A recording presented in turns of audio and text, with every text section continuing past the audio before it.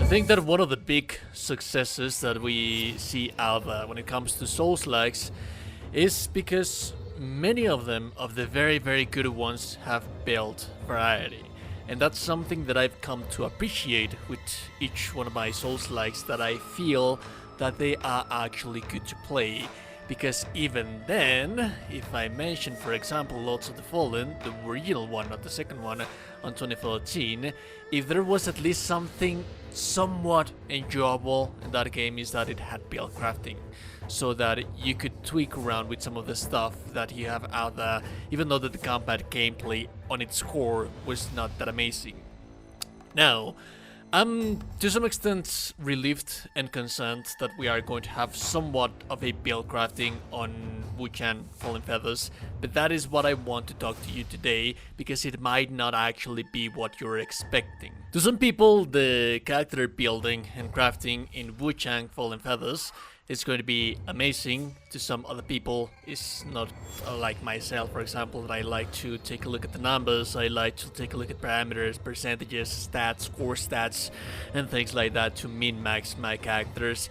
It's kind of like a bummer that it is not going to be that much like that. So let's actually tackle on into that, because there's some interesting things that you will see in here. So there's at least officially confirmed up to 25 unique weapons. On the game's description, the official website, it says 25 up to 25 unique weapons, but perhaps there's like basic weapons, so you might expect to see something else. At the very least, we can be sure that it's going to be 25 weapons. These 25 weapons are going to be divided into the 5 weapon categories that you have out there, that you can see right now on the gameplay footage trailer that I have for you right in here, which comes from swords, dual wielding, spears, and what have you. Now, one part of that character building when it comes to actual weapons is, aside from this 5 weapon types, I believe that the unique weapons refers to the actual skills that the weapons have. Because it seems by the trailer that, then again, I have for you right in here, you will see this axe, for example. We have seen this axe on certain different trailers. It seems to be working as a flamethrower of something that it's deteriorating the enemies. So it's a weird weapon, but it's also a very, very different weapon, because remember that this is an axe. This axe has this specific something that it may or may not alter how you actually build craft your playstyle and your character. Aside from that, for character building, I think that this is what's going to add a little flavor to the actual building and core gameplay of the whole thing. And that is that there's up to 40 spells. And you do not need to raise it. This is something that I very much liked. Since there is no core stats, that's one of the things that I want to tackle on. There's no core stats, there's no strength, dexterity, intelligence, faith, and what have you when it comes to leveling up your character. So that means that you can use any spells you want to, however you want to, whenever you want to, without having to actually rebuild your character or having to use respec things for you to be able to try out those new things. I'm curious, how is this going to be on launch? Because a lot of us, me personally, I'm going to be trying a whole bunch of things to see what is it that is more meta, more powerful, more broken, and things that are actually very good. Or are these spells just going to be something like at launch, when Lies of P launched, the Legion Arm was something nice that I'd like to have it in that, but it's not like something that would immediately break how my build would function until later updates and later Legion Arms that we got. However, with 40 spells, I do not think that's going to be the case. Now, aside from that, we have this, and this is where I want to take a little bit more time to talk about it. The armor, because to some extent, actually building your character, crafting your character, more than anything is going to be from gear. So you will see that at the very least, the menu in here, it's very, very reminiscent to that of a menu that you would have in Dark Souls. And you have your armor, you have your pendants, which are going to be somewhat part of build crafting. Then you have the spells that I have already talked about. You can have up to 4 spells, and remember that you can have there's up to 40 spells in the game, so that rewards pretty much exploration as well. But when it comes to armor, you have armor gear, you have set armor pieces and individual armor pieces composed from helmet, chestplate, greaves and gauntlets. And this is how you're going to want to change your stat to some extent, because here, when it comes to the mitigation that they have, this is what you want to be playing on with. I don't think that there's going to be like weight capacity, because I don't see any stat right in here that involves weight capacity. So more than anything, I think that your dodges are always going to be the same, similar to what we have in Black Myth Wukong. That being said, we have the mitigation stats for whenever you're fighting something. So you have slash, blunt, staff, feathering, which is a stat that you actually do use.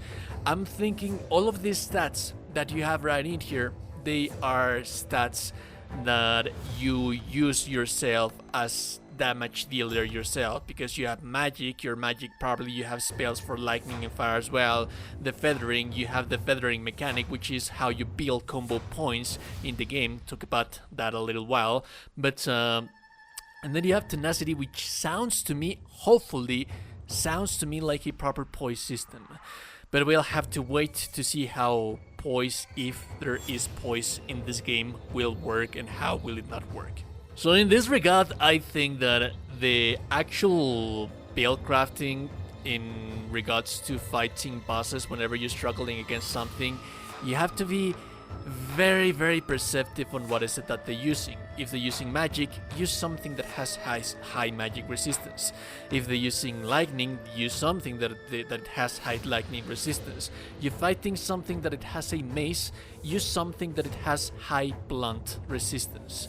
Now, one thing that I do want to stress out that I can't thank enough is that while there is going to be, to some extent, I believe because of exploration, a whole bunch of armor sets and armor pieces, and you actually want to be leveraging this when you're fighting something that it's very difficult to fight, there's also transmog. So you can be using the transmog system that you want to, which adds a little bit more value to the deluxe edition and the actual outfits that you have on the deluxe editions and those actual cosmetic pieces of gear, because you can use them throughout the entirety of the playthrough on top of you as a fashion Souls-like, and then use whatever that you see fit for that specific time when you're fighting something that you need that specific resistance on that specific fight. I also mentioned that I wanted to talk about the feathering system, because that's an inherent part of how everything is going to be working on as a build crafting. Each weapon type has something that it's going to have mastery on. This is based on people that have played the demos that they have out there on the game shows and what have you. And essentially, just like in your every other Souls-likes, there are weapons that function better to do something than other different weapons. For example, using a heavy weapon, it's best to block with that weapon. Is going to have more block resistance, and there's going to be weapons that are going to be best suited for parrying, because the triangle is there like you have in every single Souls like out there. You have blocking, you have dodging, and you have parrying, and that is going to be your essential how you're going to defend against the monsters that you're fighting. Now, feathering is a stat that you're always going to use, because feathering, it's how you build combo points. One thing that I like to mention is that this was mentioned in an interview, and this is very interesting, is that there's also skill points.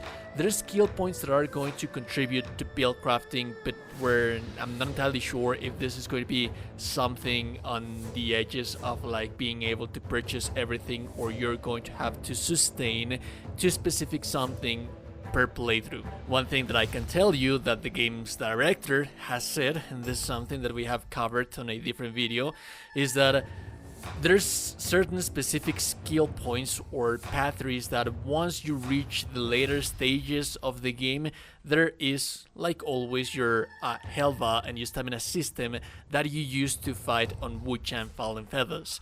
But as soon as you advance into your skill tree, you can unlock things that are, if you're performing your combos properly and you're actually playing your inputs like you should, building those skill points, there's going to be a point where you're no longer going to be needing the stamina management, because in between the feathering, using the feathering mechanic and the combo points, you're not going to consume stamina at all, and this does not come from me. This comes from the game's director. I'm not sure if that's going to be tied to a specific playstyle and you're going to have to commit to that specific skill tree. But regardless of that, if you can actually level your character up in a certain path, there's going to be faster ways to achieve that than other players. So I'd say that that's a concession that you would want to make. I'd say that it would be useful for someone that would need to use lots of stamina, like fast attacking weapons, and maybe probably there's going to be skills that are going to be more beneficial for heavier weapons, so that they can leverage the different weapon types that you have in this game. And well, unfortunately, I do believe that it is unfortunate that you don't have like proper stats per se on itself on the game. I do think that there's enough variety in here for the incentive, because this is the most important thing of everything. You have to feel incentivized to explore this game, because remember that this is a sandbox divided into 5 different chapters. So your exploration is going to be rewarded in spells, in weapons, in armor, accessories, and those are going to be the inherent part of actually build crafting. And I think that a lot of people are going to feel relieved that they don't actually need to understand the very convoluted systems that many of us already know by the palm of our hands, like the scaling stats for the weapons and which weapon is better suited for each weapon, and infusions, and scaling, altering for the infusions of the weapons. None of that is going to be here. You have your weapons, and your weapons are going to be amazing, and if you like a weapon, then you can use a weapon, and then you can pair that up with accessories, spells, the armor, and the skills.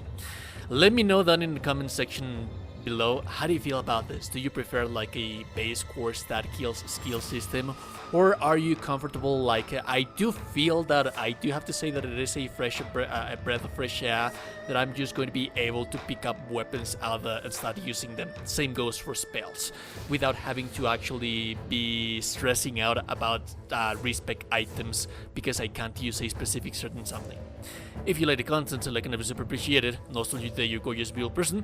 You're indeed a gorgeous and beautiful, beautiful person. Subscribe to the channel. You're on Discord. Have a beautiful day. Goodbye.